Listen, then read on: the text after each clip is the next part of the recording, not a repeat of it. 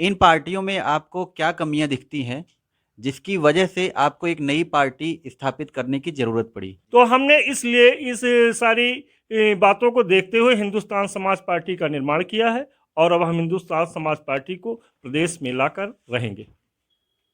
नमस्कार, मैं हूं प्रवेश और आप देख रहे हैं द डे लाइट न्यूज।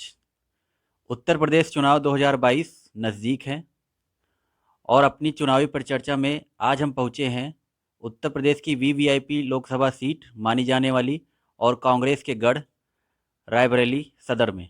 आज हमारे साथ है हिंदुस्तान समाज पार्टी के प्रत्याशी राघवेंद्र पांडे। आपको बता दें वर्तमान में यह प्रदेश अध्यक्ष भी हैं।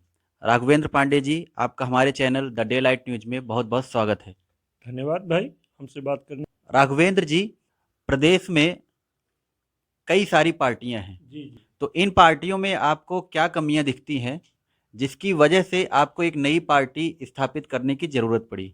देखिए, आज जनता जो है सारी पार्टियों को नकार चुकी है, चाहे वो बीजेपी हो, कांग्रेस हो या सपा हो, बसपा हो, सभी पार्टियों को नकार चुकी है। अब जनता सिर्फ विकल्प की तलाश में है, विकल्प तलाश कर रही है कि मुझे इन पार्टियों से कौन निजात दिलाएगा। तो हमने इसलिए इस सारी बातों को देखते हुए हिंदुस्तान समाज पार्टी का निर्माण किया है और अब हम हिंदुस्तान समाज पार्टी को प्रदेश में लाकर रहेंगे। आपकी पार्टी का नाम है हिंदुस्तान समाज पार्टी, तो आपकी पार्टी का क्या विशेषताएं हैं जो अन्य पार्टी से आपको अलग बनाती है? आज युवा बेरोजगार है, आज मजदूर परेशान है। कोरोना के काल में किसान मजदूर दवा के लिए तरस गया है, किसी को दवा नहीं मिली इस सरकार में, सब परेशान हो गए हैं। इन्हीं सब कारणों से ऊब कर, सब देख कर हमने हिंदुस्तान समाज पार्टी बनाई है, जो किसानों के लिए, मजदूरों के लिए, नौजवानों के लिए, महिलाओं के लिए कार्य करेगी। राघवेंद्र जी, रायबरेली हमेशा से कांग्रेस का गढ़ रही है, जी यह हमेशा से बहुत ही मजबूत स्थिति में रही है। जी। तो आपको क्या ये नहीं लगता है कि कांग्रेस को टक्कर देना आपके लिए एक बड़ी चुनौती होगी? कांग्रेस के लिए हमें टक्कर देना कोई चुनौती नहीं है, क्योंकि अब आयातित प्रत्याशी उतारे जा रहे हैं। 2 महीने में आया, पैसा दिया, टिकट ले लिया। हमारे यहाँ जो 20 साल 25 साल पहले कांग्रेस के कार्यकर्ता थे, जिन्होंने 25 साल मेहनत कर कर कांग्रेस पार्टी को बढ़ाया, जिस समय पार्टी का यहाँ कोई नहीं था, उस समय हम खुद कांग्रेस का झंडा उठा के घूमे, लोगों की गालियाँ सुनी, विरोध झेला, लेकिन मुझे कांग्रेस पार्टी ने क्या दिया? कार्यकर्ताओं के साथ इंसाफ नहीं कर पा रही है, इसीलिए लोग कांग्रेस छोड़कर दूसरी पार्टियों में जा रहे हैं और अपनी पार्टी नई बना रहे हैं। तो आज हम ग्राउंड रिपोर्टिंग के दौरान जी हमें पता चला जी कि रोजगार को लेकर युवाओं में बहुत होड़ है। जी यहाँ पे युवा बेरोजगार हैं, जी उनके पास कोई रोजगार नहीं है। जी तो इस स्थिति में अगर आप जीत कर आते हैं जी। तो युवाओं के लिए क्या कुछ नया करने वाले हैं? देखिए, मैं अभी तो अगर मैं विधायक बना तो मैं हूँ, लेकिन मैं सदन पहुंचकर इन बेरोजगार लोगों की आवाज़ उठाऊंगा, किसानों की आवाज़ उठाऊंगा, महिलाओं की आवाज़ उठाऊंगा, मजदूरों को की आवाज़ उठाऊंगा और इनको न्याय दिलाने का काम करूंगा। जी, उत्तर प्रदेश में सबसे पहला एम्स जो आया जी आपके रायबरेली में आया। जी ये 2013 में जी सोनिया गांधी ने इस एम्स का नींव रखी। जी देखा जाए तो अपने प्रदेश के जी अन्य एम्स के मुकाबले जी इस एम्स की हालत जो है खस्ता हाल है। जी। इसके बारे में आपकी क्या विचारधारा है?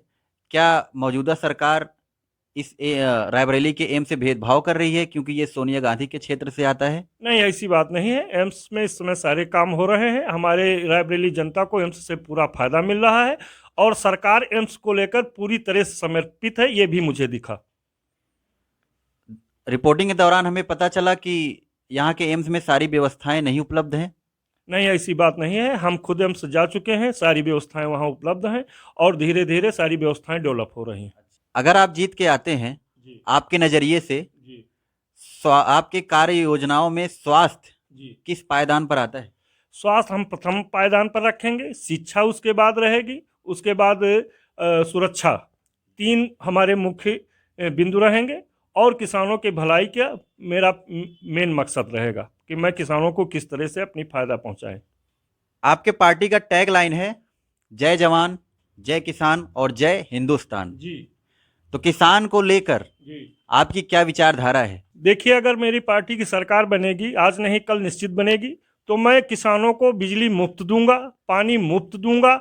उनके जो टेक्निकल यंत्र हैं खेती के, उन पर कम से कम 60% की मैं छूट दूंगा।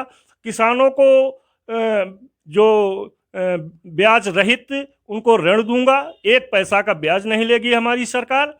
और उनको सारी डीजल में भी हम 50% उनको छूट देंगे, क्योंकि किसान जो है डीजल से सिंचाई करता है। और इधर डीजल के रेट बढ़ने से किसानों को बहुत परेशानी हुई। खेत जो 500 रुपये प्रति घंटे से जोता जा रहा था, उसकी कीमत 1500 रुपये प्रति घंटे हो गई डीजल की वजह से। तो मैं किसानों को कार्य के लिए डीजल भी 50 रेट में उनको देने का काम करूंगा। देखा जाए तो कांग्रेस इस बार 40% महिला उम्मीदवार का दांव खेल रही है, तो इस बारे में आप क्या सोचते हैं और जी। क्या नजरिया रखते हैं? मैं महिलाओं कांग्रेस मुझसे पीछे रह गई। आप मेरा घोषणा पत्र देख लीजिए, मैंने उसमें 50% से ज़्यादा महिलाओं को आरक्षित कर दिया है अभी से। दूसरी बात, मेरी सरकार आने पर हम महिलाओं को मुफ्त पूरे प्रदेश के अंदर यात्रा का प्रावधान करेंगे। महिलाएं कहीं भी जाएंगी, उनका परिवार कहीं जाएगा, उनके छोटे बच्चे उनके साथ रहेंगे। मैं उनसे मुफ्त में पूरे प्रदेश में उनका भ्रमण कराने का काम करूंगा और सुरक्षा की व्यवस्था करूंगा। और क्या क्या अन्य मुद्दे हैं जिनको लेकर आप इस चुनाव में उतर रहे हैं इस बार?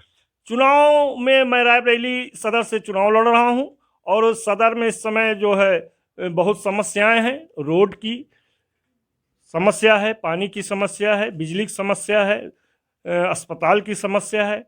इन सारी समस्याओं से मैं निजाकरण आपको सबको फायदा पहुंचाने का काम करूंगा। देखिए, सारी पार्टियां जो है जाति विशेष को लेकर चल रही हैं और जात की और धर्म की राजनीति कर रही हैं।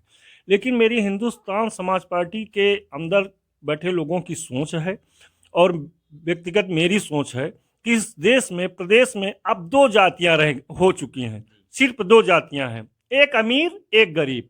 अमीर गरीब को बढ़ने नहीं दे रहा है, गुलाम बना के उसको रखना चाह रहा है, थोड़ा बहुत उसका मदद करके उसको सिर्फ वोट के लिए जिंदा रखना चाह रहा है। उसके बाद वो सारी चीजें खत्म कर रही। तो हमको अमीरों से लड़कर इन गरीबों के लिए, इन गरीबों का हक दिलाने के लिए, इनको उनके बराबर खड़ा करने के लिए काम करना है। और हम काम करेंगे और काम करके दिखाएंगे आपको। आने वाले 5 साल में आपको लगेगा कि राघवेंद्र पांडे ने इसके लिए कुछ काम किया है। धन्यवाद जी, बहुत बहुत धन्यवाद। आपको आगामी चुनाव की बहुत बहुत शुभकामनाएं। धन्यवाद भाई, धन्यवाद।